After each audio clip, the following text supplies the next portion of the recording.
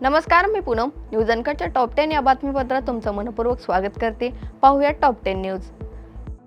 नवी मुंबईत आकाराला येत असलेल्या एज्युसिटीमध्ये आंतरराष्ट्रीय दर्जाची विद्यापीठे येतील आणि परदेशात शिक्षण घेऊ इच्छिणारे विद्यार्थ्यांचे स्वप्न आता इथेच पूर्ण होईल, असा विश्वास मुख्यमंत्री देवेंद्र फडणवीस यांनी व्यक्त केलाय.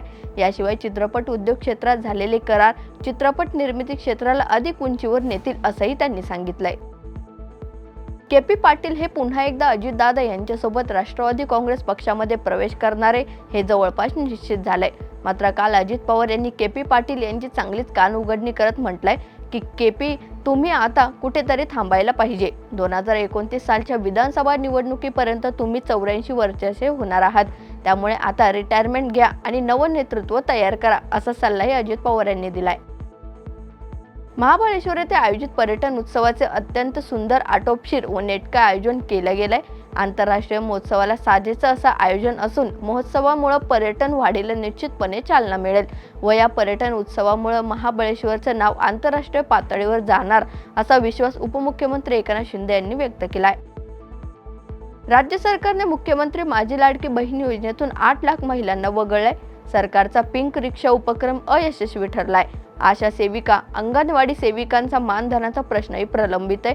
तर महिला आणि बालविकास विभागाचे इतकं दुर्लक्ष असताना या विभागाला पहिला क्रमांक कसा काय दिला, असा सवाल करत विधान परिषदेतील विरोधी पक्षनेते अंबादास दानवे यांनी राज्य सरकारने जाहीर केलेल्या 100 दिवसांचं मूल्यांकन हे फसवं आणि धूळफेक करणारं असल्याची टीका केली. माणसांगवीतील चराई क्षेत्राचा बेमानी व्यवहार केल्याचा आरोप येथील शेतकऱ्यांनी वकिलांच्या माध्यमातून जलसंपदा मंत्री गिरीश महाजन यांच्यावर केलाय. त्यास महाजन यांनी उत्तर देत म्हटलंय की मला ब्लॅकमेल करण्यासाठी संबंधितांनी हे आरोप केलेत. त्यांनी पुराव्यासाठी कागदपत्र द्यावीत, असं आवाहन महाजन यांनी दिलंय. पहलगाम हल्ल्याबाबत बोलताना अबू आझमी म्हटलेत की दहशतवादी आरामात आले, पर्यटकांना गोळ्या मारून निघून गेले.